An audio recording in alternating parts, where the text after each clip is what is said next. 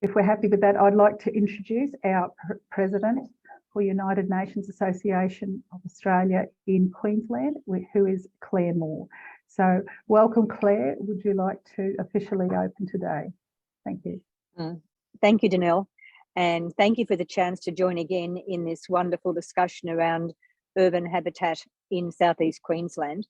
I'm the president of the UNAAQ here in Queensland, and I'm sitting in the beautiful Loma Street Parklands, which is probably one of our very special places in the centre of Brisbane. My job is to welcome you from UNAAQ, but also to acknowledge, as we must do when we begin our discussions, the traditional owners of the land on which we're meeting, where I'm sitting is in Turrbal land in Brisbane, Meanjin, and also to acknowledge the elders of all cultures that live in this wonderful part of the world. So, Danelle, thank you. This is a really important process for the United Nations Association in Queensland. There have been a series of the workshops, and I hope that you will all enjoy them and take active discussion as we move forward in this space. So thank you. And Danelle also has the beautiful anthem for the United Nations Association of Queensland, which was gifted to us by Aboriginal women. So Danelle, if you can press the button to get us started.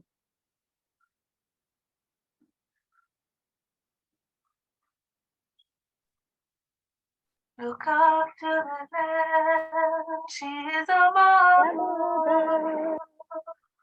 Honour each person, the sister and mother.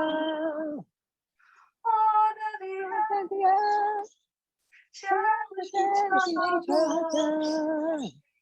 Look on the land, and rain will come the land and fall. Thank you. The anthem goes on for 2 minutes, but the guts of it is, and when we had this wonderful opportunity to have the Indigenous women write it for us and to sing it for us, it really got to the heart of what United Nations Association in Queensland was all about. So we adopted it, and we're adopting it, and it was sung at the Uluru meeting several years ago. And of course, we expect it to be continued as the Uluru statement might actually be, statement from the heart might actually be accepted by this new federal government, so we can live in hope. Okay, so today, welcome everybody. We're going to be discussing the participatory regional governance. Now that's a big mouthful, but it really means shared governance. And because in South-East Queensland, we had the way that we were measured and have been measuring for 22 years is that we have 6 cities and 47 urban centres, 137 towns and a whole heap of rural villages. So for us, that was really important that we look at the regional impacts and the regional management, because what we do in one city and one shire should not detract or not be complementary with the next. And I won't leave you with any bad, I have some good examples. So we're putting our panelists on the spot today about examples, but I have one that at least we can recall back and say that South-East Queensland for a period of 17 years was actually, or 12 years of that 17, was actually well coordinated, and we felt that we had come so far ahead. So I'm coming today from Numa Bada, which is the Yirradjanji language or words or dialect for North Queensland, and it's right here at Smithfield that I'm meeting on. And those words and what we call the James Cook University says belongs to tomorrow. Now in Indigenous speech, we can't always have good translations about exactly what we would say in English, but it really belongs to tomorrow is a really lovely way to say that this ideas lab and the sorts of things that we're trying to do today. And I thought it was very appropriate that we belong to South-East Queensland and we belong to tomorrow too. So on that note, I will continue explaining why today is so important. Today is our last roundtable, and it'll be the last time I'll be doing benchmarking across 25 regions of the world about sustainable development, but specifically about sustainable cities under the UN Habitat banner. So we benchmark in maps and statistics, but that's boring and it doesn't tell you the true story. So we really love to have the storytelling. And these roundtables have been so marvellous at being able to understand the depth and the context and our culture, because every place we benchmark against has a different culture. In Pam Kaspani has been building a report called Jargon Means My Home in Yugambeh language. And that's attached to our documents. And that explains how we've benchmarked since 2000.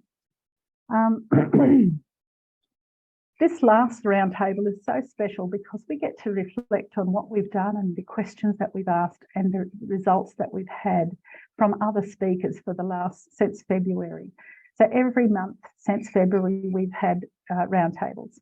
I'm sure, so the first one, of course, was our preferred future, and we wanted to be a bit visionary in the first part because then that helps us put a big beacon to where we wish to be.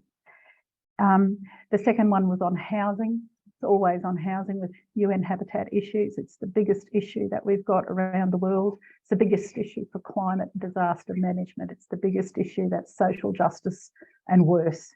So, and of course, we are really feeling it in South-East Queensland at the moment. The third one we had was an urban ecology. It dealt with environmental stewardship, regenerative design for our cities, but more than that, for our towns, our suburban networks, even our regional areas to revitalise our rural towns as well. So we had wonderful recommendations and PowerPoints and all sorts of things coming out of that. But of course, our biggest issue was management of population and the footprints of people. So we got back to ecological footprints and minimising that for each person so that we can share a common future. The fourth one was on about economics. Now that was wonderful. It was so much better than I would have expected. And some of the things that came out of that were recommendations to work towards injurious affection, because in Queensland we've still got injurious affection as a major concern in our decision making. But we also had a bit of a shock when we realised that when federal government might provide 20% of the costs of infrastructure, the community and the local councils are burdened with the 80% responsibility for infrastructure over the life of that infrastructure. So we're not necessarily making decisions with full information when we are given all these wonderful shiny toys or promises of shiny toys from our levels of government, but we have to live with the consequences. So that was a very interesting turn that we had about economics. Rather than just the jobs and the day-to-day stuff, we looked at the really long-term legacy and having an honourable legacy for the future based on long-term economic well-being. So that was a lovely surprise. Not that we were surprised, but it was just so fluid and so elegantly put on a very, very difficult subject. The next one was spatial justice, and I missed that. I had emergency surgery that day, so I missed that, but I have I've had lots of feedback, and there's a video on the wonderful stuff that was discussed about whose land is it, who benefits, who pays, and what the long-term impact of our use of our space and highest value use of our space in South-East Queensland. And of course, this one is about good governance. And we went back to basics with good governance. And as you can see on the next slide, oh, I should introduce the panelists, but anyway, we'll go on to the next slide and the next one. Okay, we'll stop at this one. Okay. Which future do we want for South-East Queensland? Do we want this lovely shiny future with 51 recommendations for improvement so that we can live in regenerative cities and towns and a region? or do we want more of the same as up in that left-hand side? So they're the sorts of things that we were looking at, imagining the future. So the next slide is some definitions.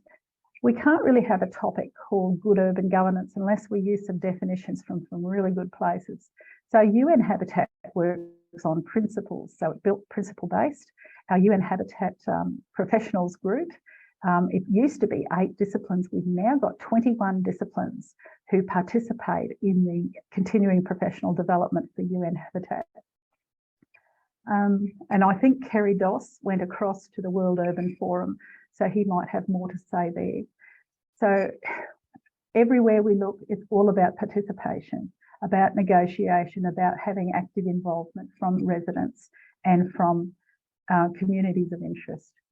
The second paragraph there talks about the core elements. We would love just plain old sustainability, but we really have to break that down into some useful words that we can use in policy. Subsidiarity, equality, efficiency, transparency, accountability, popular participation, and security. So each of those is worthy of an hour lecture on its own, but we're not going to do that today. And what does it look like?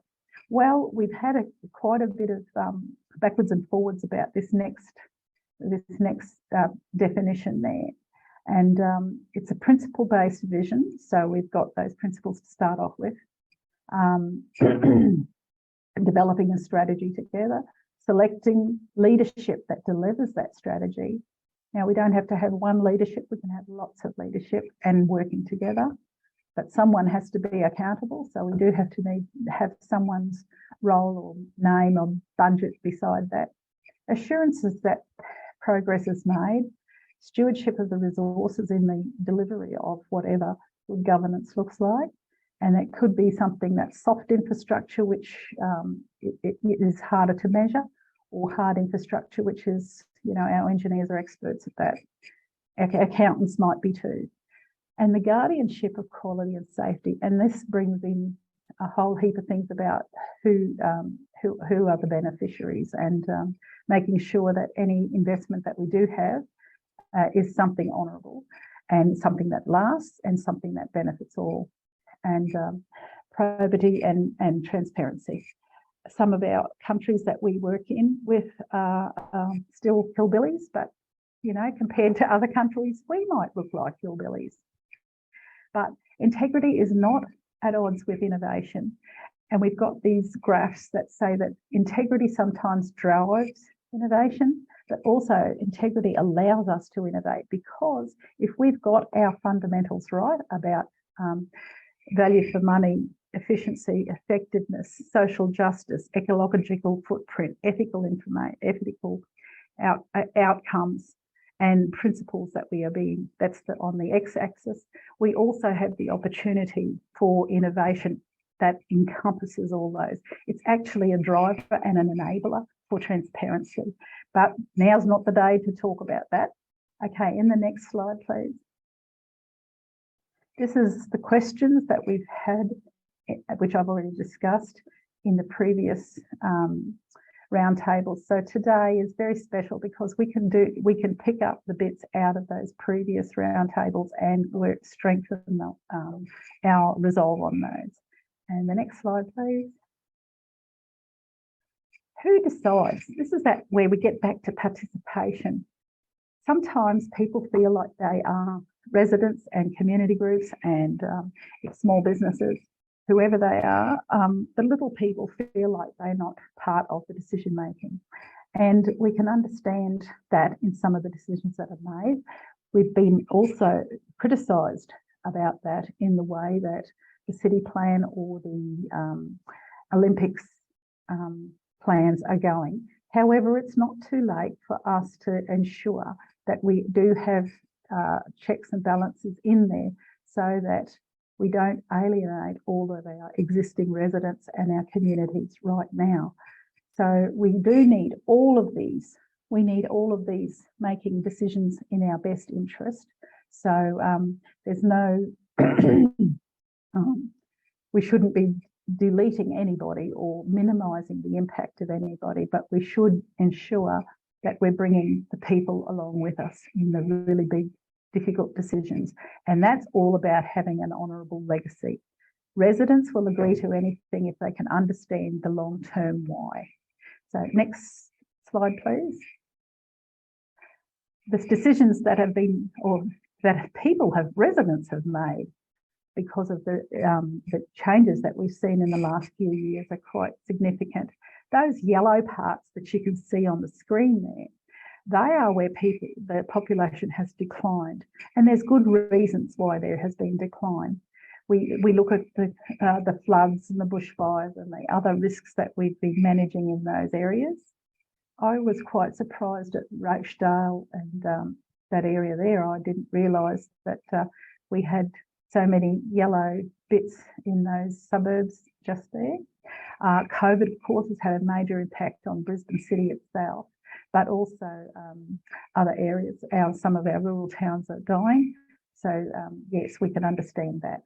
There's uncertainty in our workforce, of course, that affects where people live and if they can afford the rent.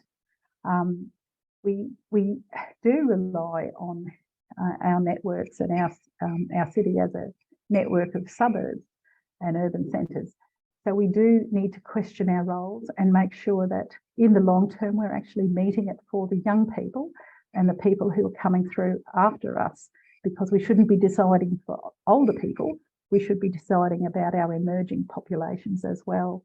And then the measures that we use in benchmarking are exposure to hazards, susceptibility for harm, the coping capacity of which is our social resilience, and then adaptation, which is our good governance, really, about how we work towards the future and we ensure that no one is worse off.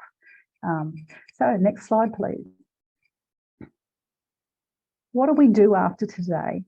Well, today, after we've got the wisdom and heard some wonderful stories from our 4 panellists, we are finalising this We the People of South-East Queensland Declaration under the 6 headings that we've already discussed.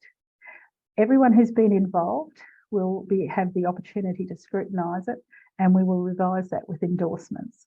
Endorsements means the people who've been speaking, but also the people who participate in the audience. We're going to share this with our other benchmarking partners. It's usually just in the past we've had maps and statistics, but the storytelling from the other benchmarking partners have been much more informative for us to actually get better. When we are comfortable with the declaration, we will be sending it to ministers, department heads, local government leaders and regional planners. We will have a strategy for some of the recommendations that have come out of our panellists, and they have been very articulate and clear about what they want community to do to advance things. And I've been so proud of our panellists in the past. And then we will be looking at champions to lead some of these specific interventions, and that might come from any sector whatsoever, because we're all in this together, and a watching brief. So we will report back to people in a year's time about how far we've come on those. And I don't think a year is unreasonable, because it takes a little while for things to happen. So I'd like to encourage people now to go into the Slido. So in your chat box, you will have that Slido email address, URL, and that allows us to answer some questions from the audience. But especially, I'd like our panellists to put their words in that Slido as well. That allows us to make sure that the panellists have a voice more than just being a panellist. We don't trace who put what into the Slido, but when we have multiple answers of the same or use of the same language, we know that it's clear that needs to be in the declaration. So please, all of our people, please try and link into the chat box for that, get straight onto the URL, just click on the URL and it's very easy. You just click an answer. or input your own 5 words. So Pam, would you like to explain those 5 words? Or should we do that a little bit later? I'll just give a couple more minutes for people to sort of answer question 1. There's only 3 questions, and I've only had 2 answers from where people are coming from. So Oh, okay. I'll post up the next one shortly. Okay, so is everyone able to click into their chat box right now? I'm in my, this is Cesarina speaking. I'm in my chat box, but there's no. It says a Slido question 1. No. Oh. Oh. Well, can we put it up on the screen, I wonder? I hear it. No, yeah. So I come from Brisbane City Council. Okay. And I've done my homework for just now. No, I think other people don't have the Slido question either. Okay. I hear it. Okay, they've come up now. Okay.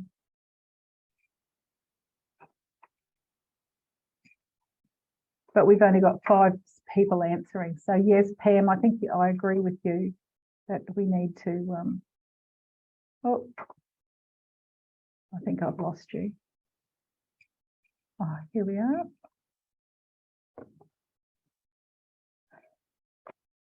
Okay, on that note, I'm going to introduce Cameron. Cameron is our provocateur, and I should explain what we do with a provocateur. Their job is to provoke, but more than that, we need to acknowledge that Cameron's one of our young professionals. We like to have an Indigenous voice and a young youth voice in every one of our events. Today, we don't have an Indigenous voice, so we need to be mindful on their behalf of our discussions. So Cameron is currently doing his PhD, but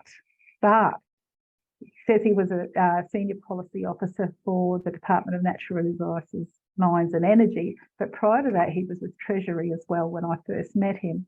Now he speaks several languages fluently and is a very interesting character, and I really want to watch his career in future because I think it's pretty special. So on that note, I'd like to encourage Cameron to introduce his speakers with 1 question at a time, but his speakers. Cameron, do you need to read out the introductions? Hi, Danelle. I may as well give a brief introduction to a couple of our illustrious speakers. So with us today, we have Kerry Doss, an urban and regional planning expert with extensive experience across government, most recently as state planner with the Department of State Development, Infrastructure, Local Government Planning, and also at the Deputy Director General with the Department of State Development, Manufacturing, Infrastructure and Planning. We also have Dr. Anna Svezdotter, who is the current state manager for the Australian Institute for Architects. And prior to this, she was a lecturer with the Centres for Justice with QUT in the School of Law, Urban Informatics, and with the QUT Design Lab and School of Design. We also have with us Leah Lang, who is the current Queensland Government Architect. She is a strategic design advisor who has had an utterly pivotal role across multiple large-scale projects, including as Gold Coast City Architect, overseeing the 2018 Commonwealth Games, many other projects. And finally, we have Dr. Chris McGrath, who is a barrister and current adjunct associate professor in the School of Earth and Environmental Sciences at the University of Queensland, with multiple litigative experiences across Queensland and Papua New Guinea in areas of resources law. And with those introductions, I may jump into our first question. So governments need a social license to operate. So how should residents shape local plans and regional outcomes? And I should say that I'm listed as provocateur, but we'll consider this more as a facilitator. So I'd like to invite Kerry to answer this first. How should residents shape local plans and regional outcomes to improve our social license? Okay, can everyone hear me? Yes. Okay, fantastic. That's a good start. Look, Could we have a speak of you before we start, please? Otherwise, we're a little. There we go. Ah, there we Speak go. of you for Kerry. Great. Okay, so look, I think the first bit is to get people actually interested and involved in the policy making and the decision making process. And I've had it said that a lot of what we as planners talk about doesn't have a lot of interest to a lot of people. So the question is, how do you get them in and how do you get them involved? And I've been in some processes for particularly local plans. You're dealing at a scale where the outcomes are much more relatable to the community. And I've dealt with community planning teams, and you basically go on a journey with those teams. You know, people start off with a very low level of understanding, or they may come in with only their point of view. And as you go through that process, there's a bit of education of, well, first of all, if you're running a truly participatory process, the planners are learning from the community themselves. You know, there's the first thing you need is to seek to understand and then to be understood. And as you go along, you'll see people become more engaged. And after they know that you've listened to what their key thing is, if you go through that education process, you actually see them lift up and start to look more holistically at the range of issues that are going on.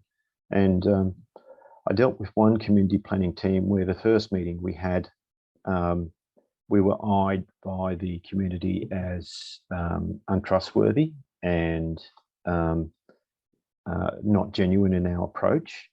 And through a series of ongoing discussions and workshops, the last meeting we held with that community planning team, I had one of the members get it up at the end, and he started talking and he said, when we started this process, we didn't trust you guys. We didn't understand what you were talking about, and you listened to us and you answered our questions and you've been really genuine, and we got a standing round of applause from that community. So that's really quite special. But that takes a hell of a lot of energy to bring those groups together and to service them. And one of the things that I constantly challenge myself about is, how do you expand that sort of model to work on a regional basis? And how do you get people interested in that? And typically what you've got to make it personal. And one of the things I talk to people about is often their own housing circumstances. And you ask them about if they have children who live at home, and they'll often agree about that. And do you want those children to move out? And yes, they always agree with that one. And you say to them, do you want them to live close by? Well, close, but not too close. Well, are there any housing forms in your area that suit their needs? Or your elderly parents, are there housing forms in the area that might suit their needs? And it's having that, being able to have that individual discussion. And there's no question, you get better outcomes, you get ownership of what's in there, and you can have the best policy, but if it's not owned by the community, it's often going to go nowhere. So I think I might leave that there. Yep, thank you very much. Just as a quick follow-up question for that, how often did regional discussions end up changing planning decisions and outcomes in your experience? So the bidirectional nature of the engagement. Yeah, look, it's, I would say if someone brought forward a well-reasoned argument and discussion and evidence, that was often looked at. But you can never, you know, there are some people who operate through political means, and that can also influence what outcomes there are in regional plans. The other thing you've got to consider is that you're working at such a high level. It's difficult to address minutiae and individual outcomes in areas. So you've got to go through this process of trying to see what those key issues are, and then trying to see how you can set a policy direction that best meets those outcomes. And, you know, you're often looking for the greatest good for the greatest number of people.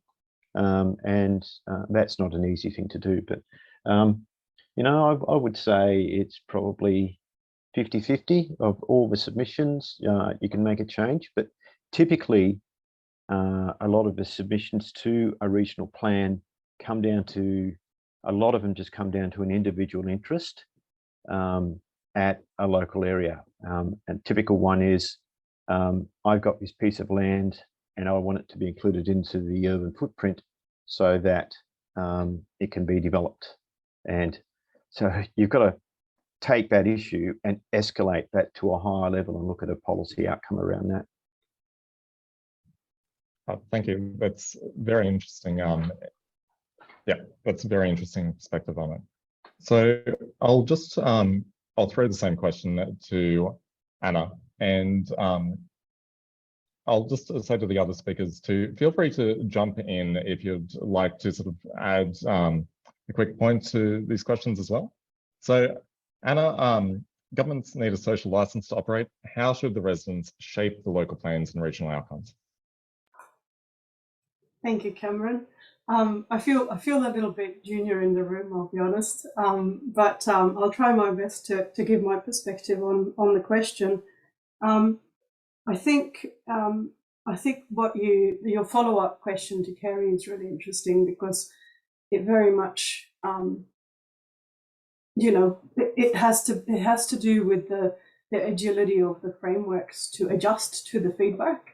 So once you go out in any consultation, there's a set framework already developed before you go out, and you kind of go out with an intent of having a certain response to some degree. There's some sort of pre-established hope for what you want to hear. And it may very well be the case that you go out and you get a completely different answer. And you might even get an answer that doesn't fit that framework whatsoever. And then are you able to pivot and flip and change in a way that's agile enough to, without losing, you know, the initial purpose and whatnot, just in a way that you can still respond to that feedback. Because I think a lot of times when we go out to consult with stakeholder groups and focus groups and whatnot, and it goes the same for any consultation process, or for that matter for research, for you guys who are mid or just starting, wherever you're at in that PhD journey. It was certainly the case when I did my PhD that I went out thinking that I was very open-minded, and actually I wasn't at all. And I went out and I went to speak with people who have very controversial ideas sometimes, and they told me point blank that I was wrong, and the sort of all of that reading I had done going out in the first place, even though, you know, that was what the literature told me that I should be asking, that was the wrong question. So I had to actually go back and reassess the whole project and say, well, can I still find out the same thing that I was actually looking for with a different question? Because the participants are telling me that the question's wrong. And I think sometimes in governance, there's such a big process, and it takes such a long time to develop those frameworks, that by the time you get to the consultative stage, it's not that agile anymore, and it's quite difficult to change. So I think, I guess, as going back to your question, how should residents shape the local plans? I think it's really important that they're involved right from the start as much as possible, but also that they that the frameworks that are being put in place to facilitate that consultation, that's actually agile enough. Absolutely, that's very interesting on it. Actually, it's interesting. So I was doing a little bit of reading about Adelaide recently, and apparently the original plan for Adelaide, as in the plan and founding, took place in 8 weeks. And there's a quote from William White, who designed it, which is that he stated, "I do not expect to be generally understood or calmly judged at present for his decisions on it." And it is a very interesting aspect, and it does change the agility of how these things occur. So Leah, I'd just like to throw you exactly the same question. So social license, how should residents shape the local plans and regional outcomes? Look, from both experiences as local government and now state government, it's a hard thing to ask people to do, but I think if people could actually understand what they value about where they live now, about the things that they appreciate within their neighbourhood and their lifestyle now, but actually strip it down to understanding what those exact ingredients are. I think it's the fear that comes with change. And when we drill down to having to consult with people, it's the fact that they're not aware of why things change or how they move or what they actually value, because then they might be able to look at it more like a problem-solving sort of solution-based outcome. So we kind of go to people and say, well, you've got congestion, you drive to work, it takes you an hour, that's not acceptable. But then they won't understand that that might mean that they should reduce to 1 car and use public transport or, active travel, but that might involve widening streets or footpaths near their house. So people they want certain things, but they can't understand that the consequences may involve them having to give up a little bit. And I think when we start to talk about really complex issues, and as Kerry said, where regional plans are looking 10 years plus, you're solving problems that people don't realise they've got yet.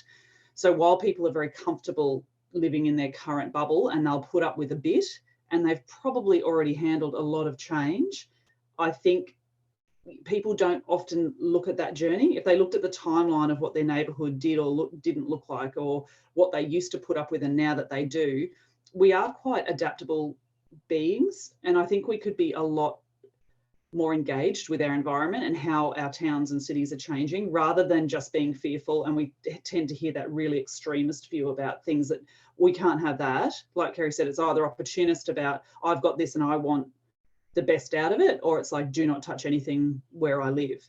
So when we've had things like light rail discussions, and yet anyone that's along the corridor just panics and doesn't want anything to do with it, but then that's the community side. Then you've got the developers that are saying, well, leverage it up, value uplift, I need height, I need all of this because of what you're doing near me.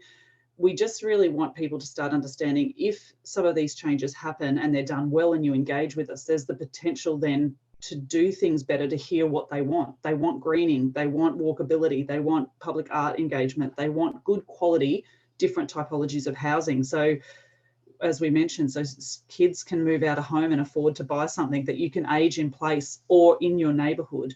And we don't currently have that understanding. So it's a bit of the industry's problem. We haven't really communicated well. But like Kerry said, it's very difficult when you're planning that 10 years in advance, and then the repercussions of that sort of are playing out here of how it's implemented. And no matter what policy I've worked in to do better and think about amenity and design, if that's not being implemented in its purest intent, which there's many variables of why that doesn't happen, then you're still getting sort of skewed outcomes anyway. Okay, just to give a point, could I just have a quick follow-up on that?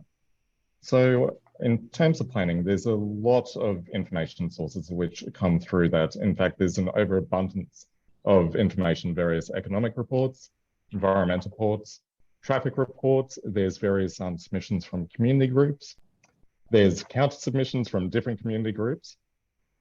And when it comes to weighting these particular sources of information, are there any which jump out and take a central role of prominence for you in your experience with these things?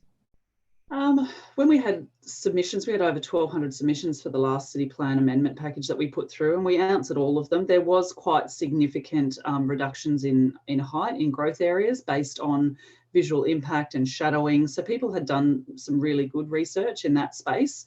And we listened. We had a couple of investigation areas where, I guess, understanding that increasing density and hoping for different housing typologies was to give the people of the area the ability to potentially age within that neighbourhood that has, you know, mostly acreage houses.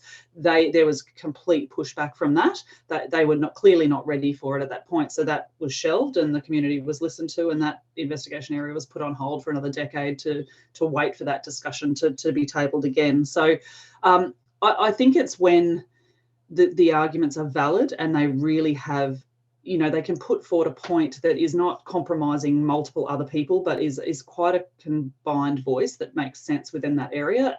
That can happen. There's other issues, as we know, with, you know, things like transport corridors and things that necessarily can't stop. But we have had multiple routes were suggested, and there was huge amounts of studies, as you mentioned, and discussions with the community about why certain routes were not selected and others were. But sometimes it does come down factually to engineering around flood, around, you know, cost of what it would be to build them. But then hopefully we can take those concerns on, and if you can't directly address them, you can make amendments that mitigate those impacts. So better design, better privacy, you know, we can do things like that. So hopefully people's, you know, fears are calmed, and there is that trust that people are looking at all of this, and these are very complex issues sometimes to design or plan out. So viewing them less as binding constraints, but more things which go into the objective of the optimization. Yeah. So Chris, just to jump onto you now, and you have worked across multiple jurisdictions, so very curious to hear your thoughts. So how should residents shape local plans and regional outcomes? Cameron, good, big question. I've really enjoyed our earlier speakers. Could I start? I just wanted to acknowledge the traditional owners of land I'm on. I'm in Woolloongabba, which is said to be derived from the local dialect for swirling waters. So it used to be a lot of different creeks, and when it flooded, it all became swirling waters. So lovely. I love all of the names we have around Brisbane derived from our cultural heritage with our Aboriginal peoples. The image I've got behind is a picture I took on Stradbroke Island. I remember the day with my kids sort of playing on the clean beach. And to me, you know, the things that really scream out about why we love living in South-East Queensland is really in this picture behind me. I wish I could move. If I move out of the way, you can see it better. So I'm sure you've all been there. This is Cylinder Beach on Stradbroke Island, but you know, the amazing natural environment we've got around us and protecting that. And often people can take for granted because, you know, we walk on a beautiful beach like a Stradbroke Island and we think, oh, that's how it's always been. And you don't realize all of the multiple layers of planning and work and the thousands of government officers that have worked to keep a beach like that free of litter and unpolluted. I also noticed in our participants, just as a long-winded way of answering your question, Rod Welford, his name pop up, and I wanted to acknowledge Rod was the Minister of the Department of Environment when I started working for them 20 years ago, and I think one of Queensland's most inspiring environmental leaders, at least in my lifetime. So lovely to see your name there, Rod. And then to go on to answer your question, I just wanted to share my screen because I do a lot of work with community groups and have I got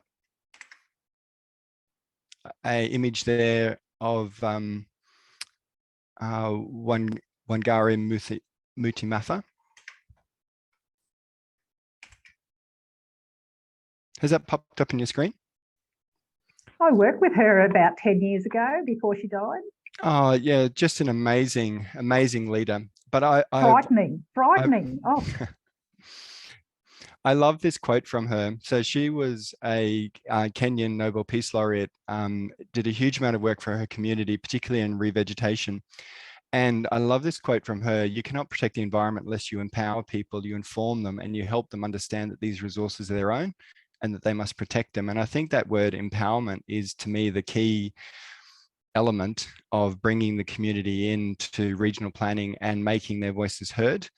I also love, in terms of books and learning, Van Jones's work on the green collar economy in the US, I just think is so inspiring. And his key message is that to succeed, environmental programs must be linked to jobs and poverty alleviation. And I find him a really inspiring and thought-provoking. Have I stopped my share now? I wanted to do that. Stop share. So to me, the key to bringing the community in is to empower them. And a number of the early speakers said, often you just get generic responses, or not just generic, but you'll have form letters, but also you'll have people just, what's in my backyard, sort of either wanting to move their land out of or into the urban footprint if they want to develop it, or the reverse if they want to protect it. So it's very local. To me, the key, from having worked with community groups for 30 years, is a key enabler for empowering the community is to provide resources to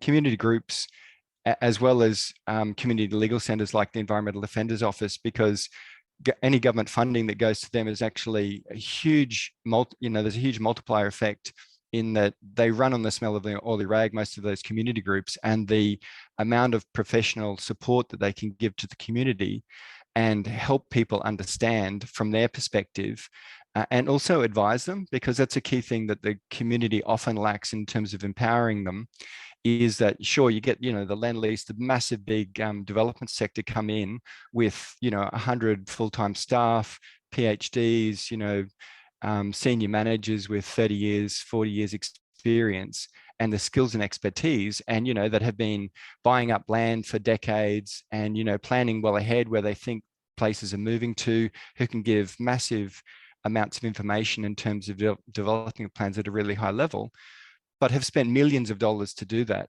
for potentially billions of dollars of outcomes. So there's a big pot of gold for them in, being involved in the process. But often for the community, they just simply lack that level of professional support.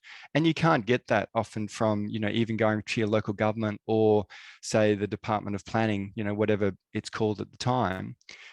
You can't, they won't give you advice. They'll give you advice on the process, but they won't, give you advice on substantively what you could, what can be done.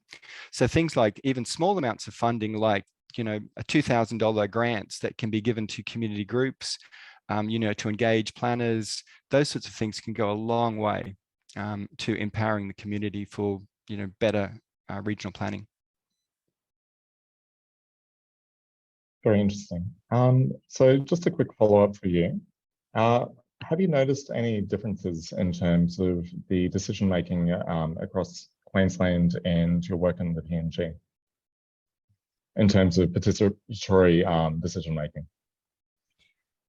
I think we should just leave PNG out of it, because PNG is so difficult because of the, the endemic corruption within the government and the dysfunction within government.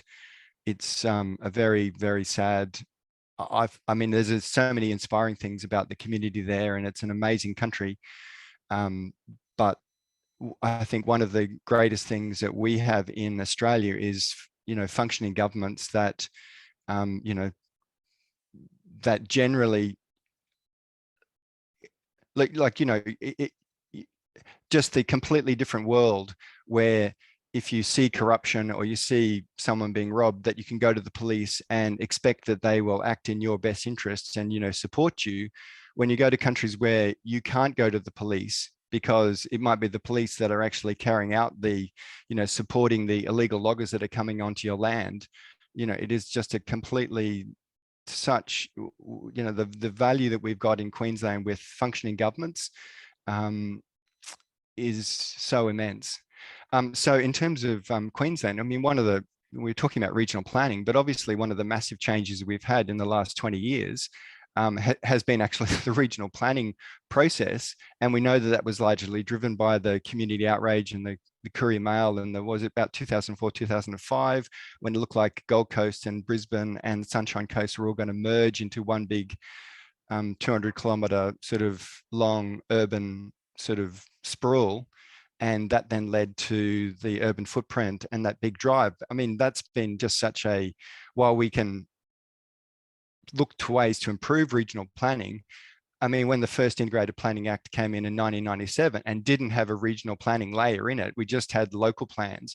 It was just such an obviously flawed framework. And so, moving to regional planning for whatever problems we've got with it now has been such a massive step forward for South-East Queensland.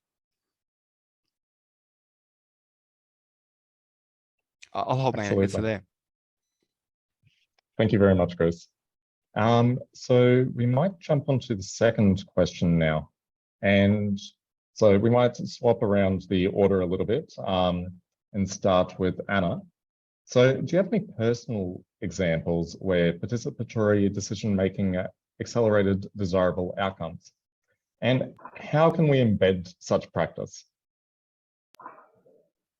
I might probably be the speaker or the panelist who's got the least experiences to draw from, not having actually been in government. So I guess the projects I've worked on that has engaged with those sorts of processes have been research projects.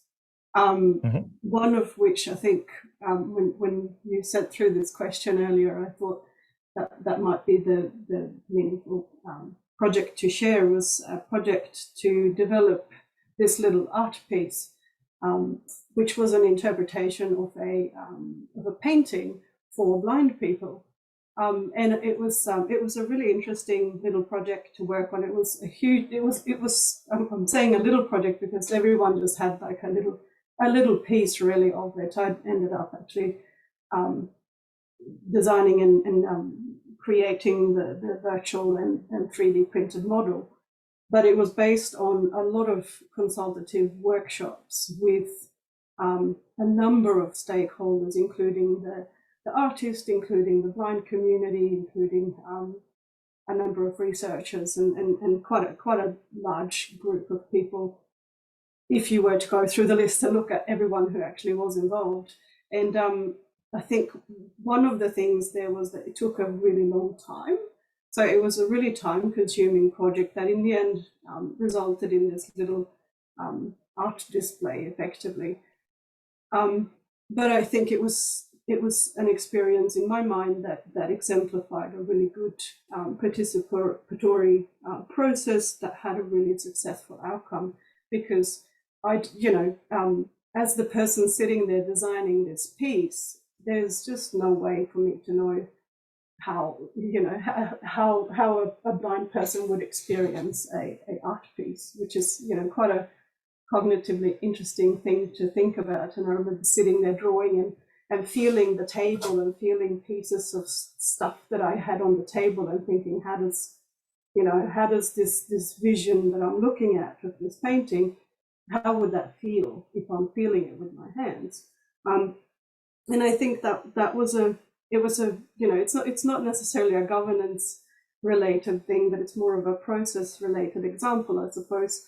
And I think in terms of the implementation of that project, the big challenge there was just to allow that time for all those people to be involved and for all of those people to feel like they were genuinely involved and that their voices were all heard. It took quite a extensive number of workshops with specific different stakeholder groups and whatnot.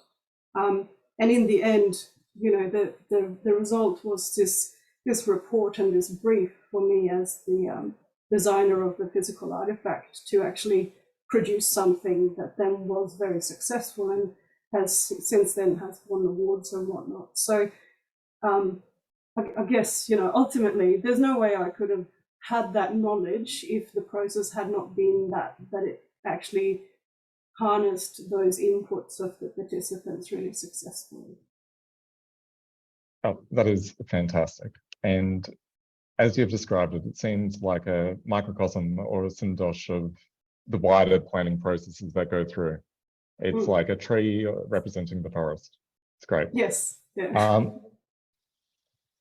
So, Kerry, we might jump to you for this one now. So, do you have personal examples where participatory decision-making accelerated desirable outcomes? And how can we embed such practice and bring it maybe earlier in the decision-making process?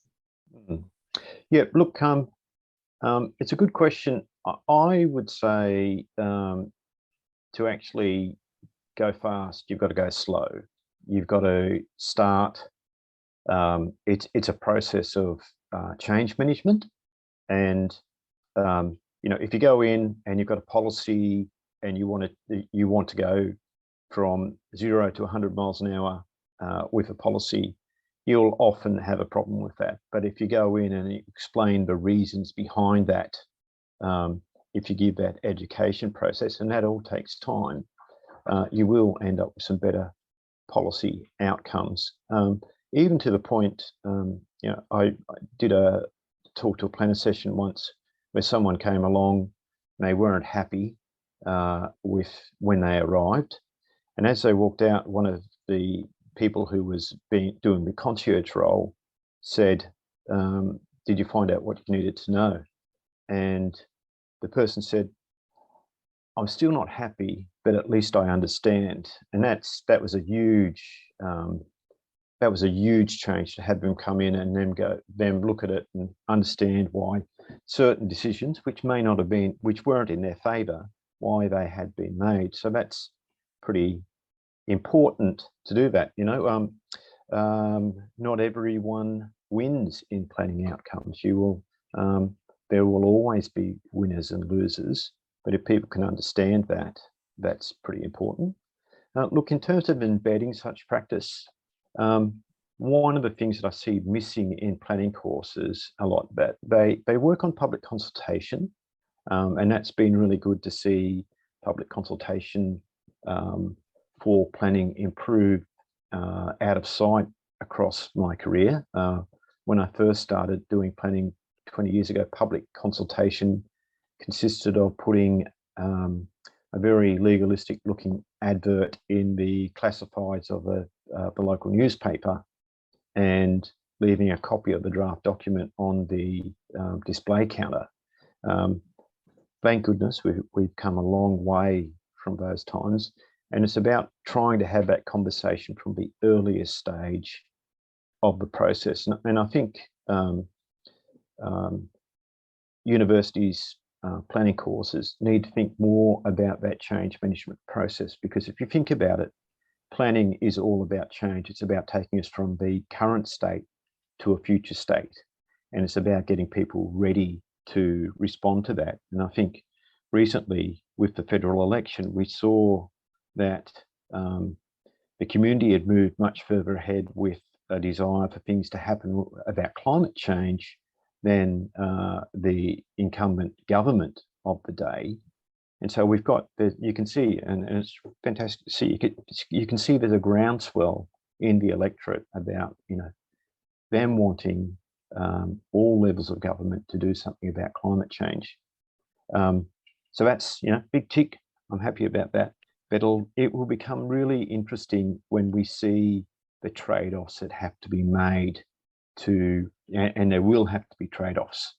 There's no question about that. People realizing that they will have to make those trade-offs and how that works. So again, it's a change management process. How do you bring people along that journey from, first of all, having a knowledge of that process and the broader view, them knowing what's in it for them and how it might affect them, and how that all takes place. So I think the knowledge is there for it.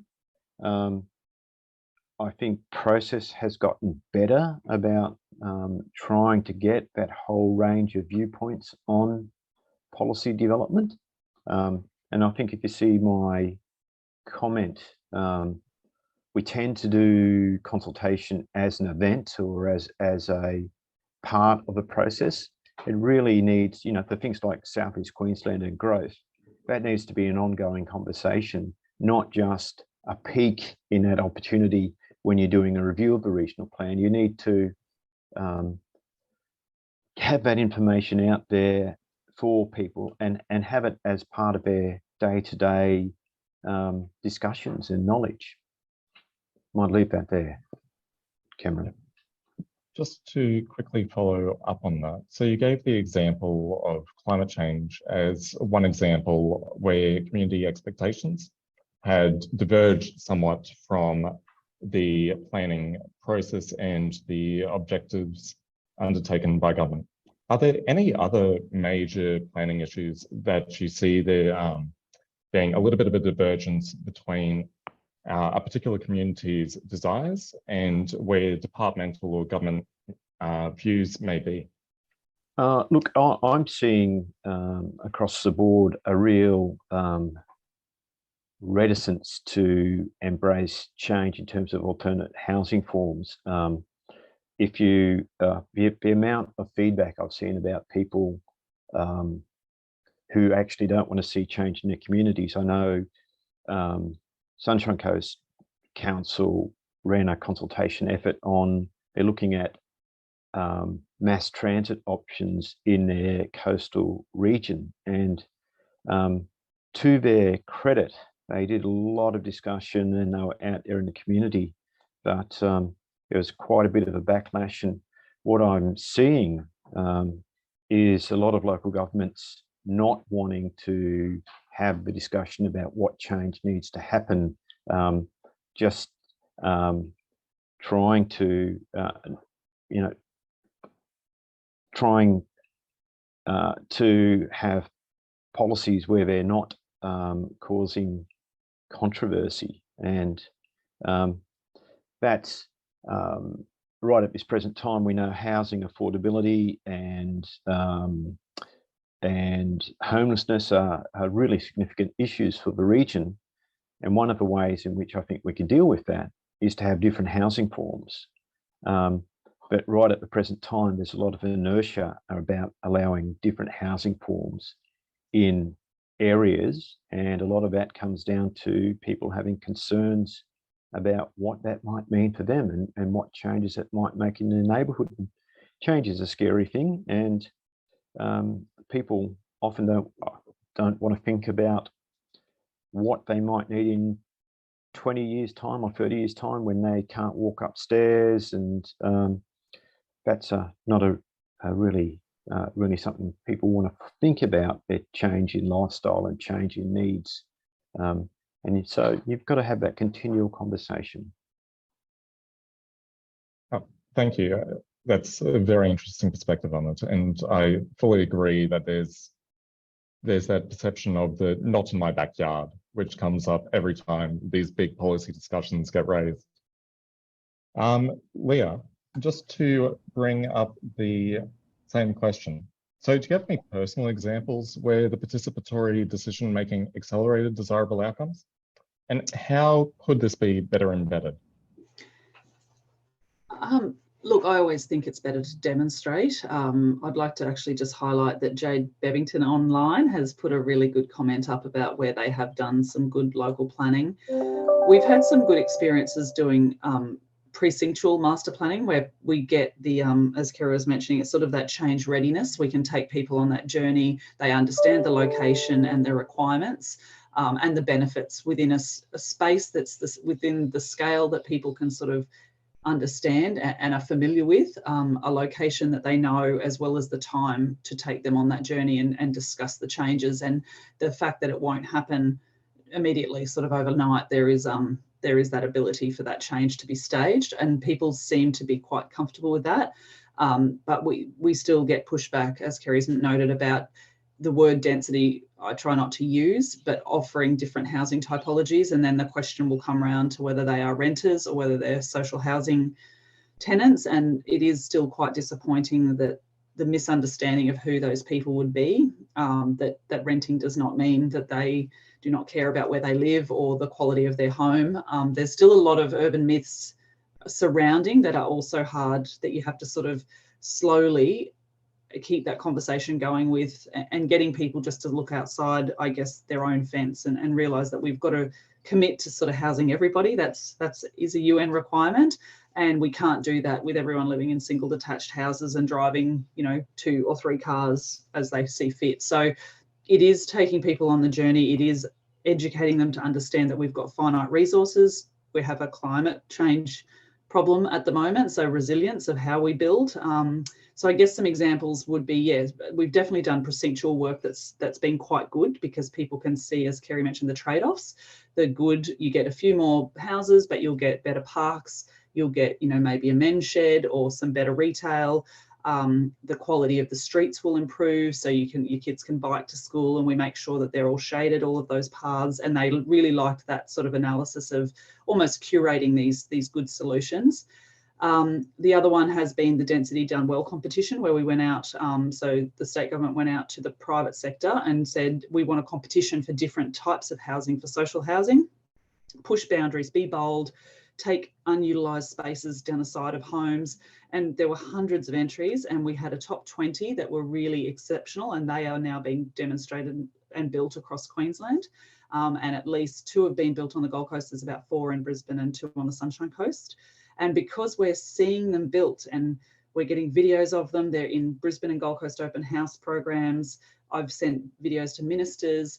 They're seeing that these were, one of them was 2 3-bedroom, not sort of end of life homes, and have now turned into 7 units around a courtyard, specifically catered for an older female demographic. Great security, great privacy, but also combined courtyard for, we know, to sort of stimulate community and friendships, because depression and things like that are prevalent in that age group if they don't have these connections. So we've now got like exact housing examples of what we want. We've had people walk past on holidays from Melbourne saying, I want to build that, I'm a developer and I want to build that ×3 down in Melbourne. And we're like, that's a social housing project, and people are just floored. So it is about breaking the stigma, proving we can do well to build back that trust. I think the flood resilience program has been good. I've been working with just getting the right people to sit down, and we are going house by house to teach people about resilience. If they want to stay there, this is how they build back. And we teach them about what water does to a home. You can live with it, but it's not 1 in 100 years. This is a 1% every year that this may happen. And we're seeing people are in Goodna and other places that have happened, that's happened up to 4 or 5 times now.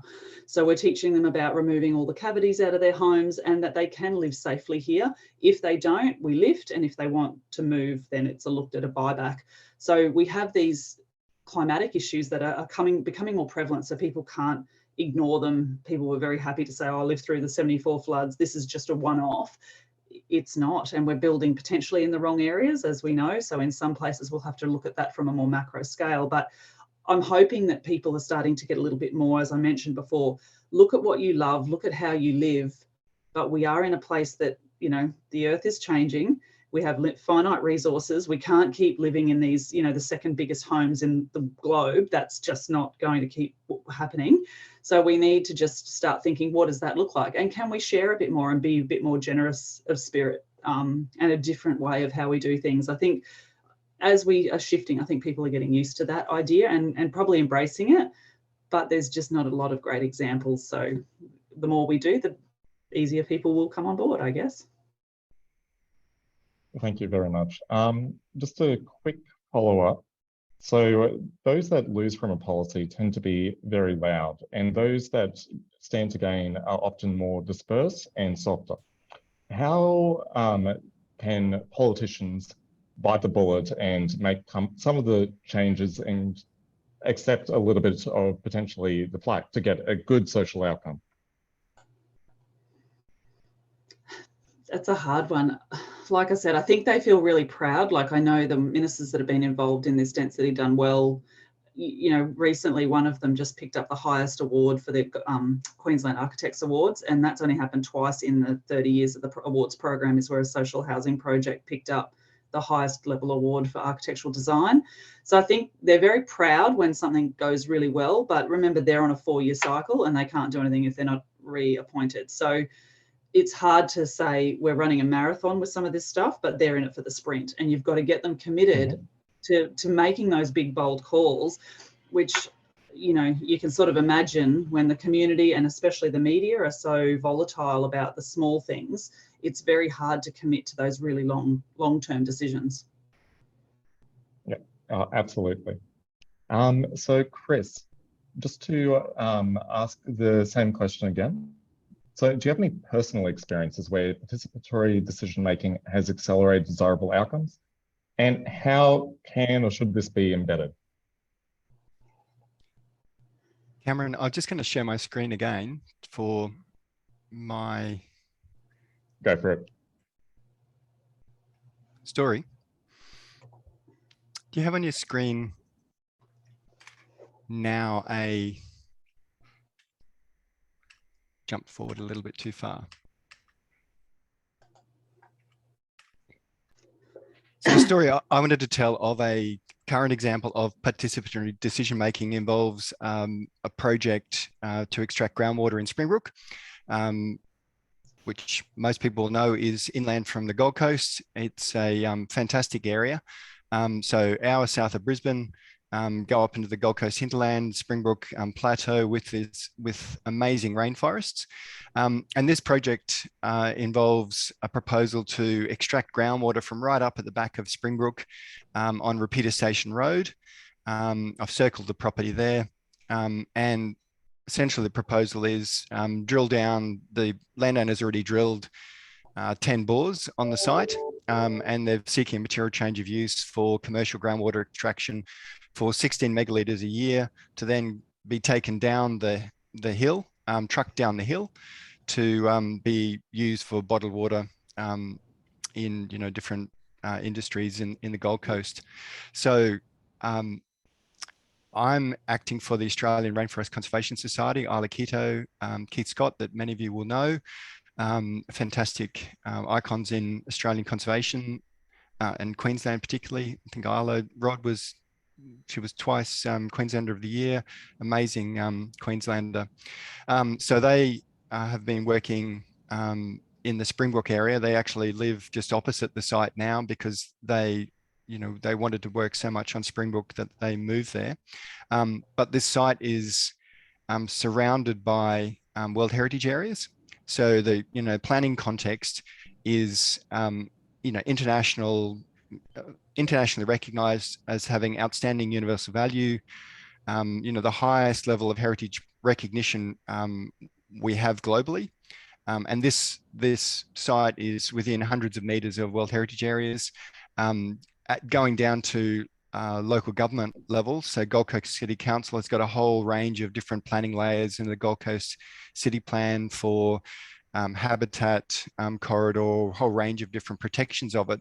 But ultimately, when you're looking at a project like this, it comes down to assessing what are the impacts of this project, because the landowner is saying there won't be any impacts, and council in this case, as well as the community in the area, is saying there are a whole heap of risks. This is a very sensitive area, and that this project shouldn't go ahead because they haven't proven that there won't be unacceptable impacts. But there's been a whole range of participation in the decisions about this project, and it's currently in the Planning Environment Court. But so you've got the planning background. So we set plans like regional plans and local government plans, but then actually operationalizing them often involves very, very complicated factual issues, because you get this fundamental argument between what are the impacts and assessing whether the impacts are acceptable or not. And it becomes really hard. So the site is about 900 meters upstream from Twin Falls, which is shown here. And it's also the context we have in, as many people have already aware, the context of climate change in South-East Queensland and the 2020 bushfires, the damage that was done to Lamington National Park and Binnaburra. So we know that all of these rainforest areas are under extreme threat through drying and heating. We've already seen severe impacts on them. And so, assessing a project like this, that's just another layer of complicated factual assessment for a project. So, yes, establishing regional plans and local government plans is crucial, but then operationalizing them is often a very, very difficult factual issue. And to me, the key lesson that I've take from being involved in cases like this is that participatory decision making needs the community to be supported with professional assistance from lawyers, from planners, from other experts to properly protect the values that we want to protect. So that's my story of I'll just stop sharing my screen, of current participatory decision making, which is obviously built within our existing planning framework. It's an impact accessible development, and we know we've got the planning environment court, and there's a whole range of things that go into making that court work or not work. I'll stop there though. So just to quickly follow on from that question. So a lot of the work that you do is after legislation has actually been implemented, and then it's a matter of trying to go through the judicial system for it. How can some of the things that you've learned through that process be applied in the actual regulatory changes or legislative changes to push it earlier in that decision-making pipeline?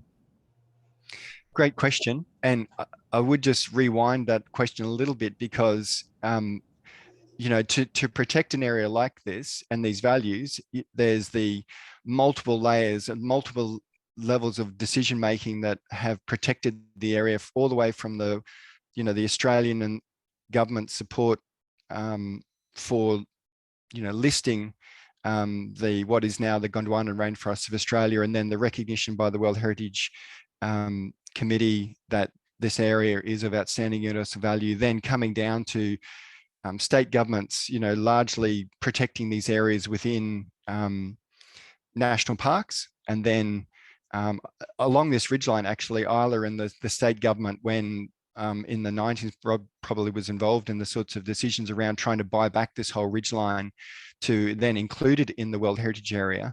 But the state government decided to make it a voluntary buyback system. So, and that they didn't end up buying back the whole ridgeline. And then, you've got the problem of someone coming in, buying the land, saying, I want to develop it now, stuff its values. I'm not going to impact it. It's private property. I should be allowed to develop it, get together with a couple of consultants to say there won't be any impact, and lob the application into council. In this case, Gold Coast City Council has been really good in saying no, and council's fighting against it. So council refused. There was 1,000 submissions or whatever against it from the local community. Things like traffic and all of those sorts of issues go into it. So you've got participatory decision making in the local government then refusing it, and then the proponent has the ability to then appeal it. And that's what's occurred. So the judicial process is really, very, very few development applications end up in the planning environment court. It's less than 1% of development applications end up in a contested hearing. So most of the heavy lifting is done by local governments, as well as state governments involved in the SARA process. So have I answered your question? I wanted to rewind to just say, I'm a lawyer, but I don't, what do they say? You've got to be careful if you've only got a hammer, every problem seems to be a nail. So I don't say that the law solves all or many of these problems. We need good governance and strong local governments, and there's so many different things that go into creating good governance and good local governments, including anti-corruption provisions. We've just seen the stories of the Sydney councils and the trips to China, and developers coming in and basically outright corruption of local governments. We'd be a fool to think that that doesn't occur here in Queensland. So corruption, all of those things need constant vigilance. Absolutely, Chris. And yeah, fantastic answer. It's great to hear your perspective on these things. Actually, just to follow that up, and we're moving into the Q&A section of this afternoon. So I'll jump in with one cue to the entire panel.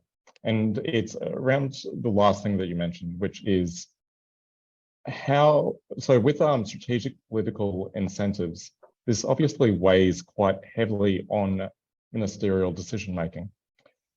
How much have you personally, in your experiences, seen this affect decision-making compared to other sources of information? And how can this be protected against? So this is to the entire panel. Jump in if you feel comfortable answering that one. I'm not sure about the question. Do you want them to explain? I'm not sure exactly what you're asking, Cameron. Sorry.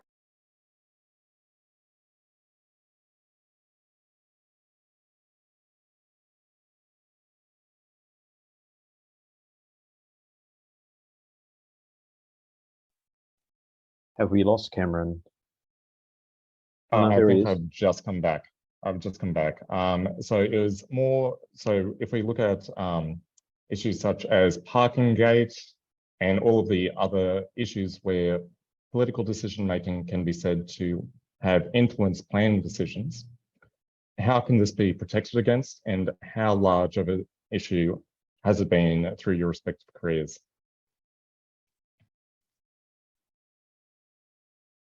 Look, Cameron, I might start there. I would start by saying that planning by itself is a political process, in that part of the way in which you make policy is to go to public consultation. And in some cases, it's the weight of public opinion which drives how that policy is made. And I think one of the earlier speakers said that you might have really good policy, but the community just isn't ready for that. And Greg Van, who's a well-known planner, he said, for good policy, first of all, it has to be good policy. And secondly, it has to be time. And that means the electorate is up with it. You know, some decisions on planning matters, some of them are the right and the role of the minister to make. And as a public servant, you provide the options and recommendations, and the pros and cons. And but it does come down to the politician to make those decisions. And in some cases, during my career, I think we've just lost Cameron again, he looks frozen.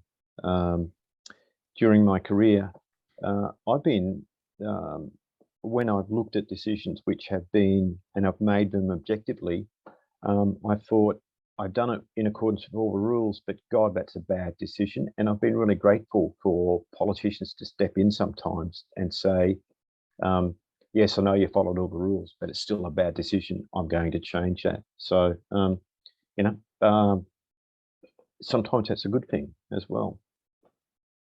And I think probably the other thing, there's been the recent report come out from Peter Coldrake about the influence of lobbyists and all of those sorts of things. That's really a worthwhile read as well to have a look at.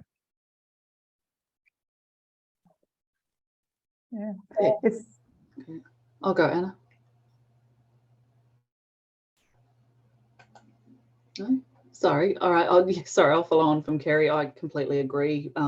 Even in local government, you're providing your professional opinion and you table that professional opinion based on the planning scheme that you're assessing against.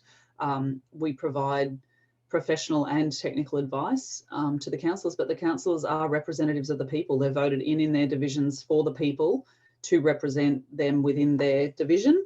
And often the matters at hand specifically affect one particular divisional councillor, and often they will, you know, really take the time to listen to that divisional councillor because they've heard from the people within the area about how that development will and won't affect them. And I think, as Kerry said, sometimes there are approvals that you're actually grateful they come in, and it might just be conditions that they put on it that they know are very specifically of public interest, and that's a good thing, and that's their ability to do that. And yes, there are, on some of the other larger scale things, there are certain decisions that you're not necessarily sure how they came about, and that's probably from some of those reports that are out now that need to be, you know, taken into account. But in most cases, I found it to be fairly transparent. They really side with the officers 95% of the time, and the officers are professional in doing their role, giving the advice that they can give. And at times, hopefully, that process picks up where it does just take a little bit more on-ground knowledge and a bit more of how it affects the public of the area, and they can provide that, which is, it's good.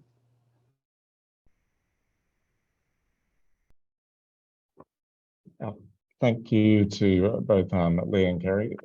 Fantastic answers, very interesting. Any last comments, anybody? No, I think that's a great way to end. Is, yeah, I think we should be very grateful for where we live. Things we talk about are things other countries could only wish to have.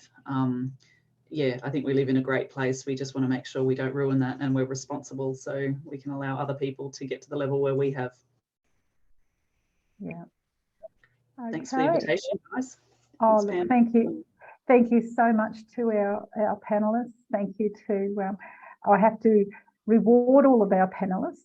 We're not sure how yet that you don't lose your jobs over it, but I'm sure my team would love to have lunch with you, and we want to have a get together, because our panelists need to review what we're writing in the declaration, and some of you need to meet each other. I mean, you're such influential people in your own areas, and I can't believe we're all talking about urban design, and some of you people haven't met each other, and you're such leaders.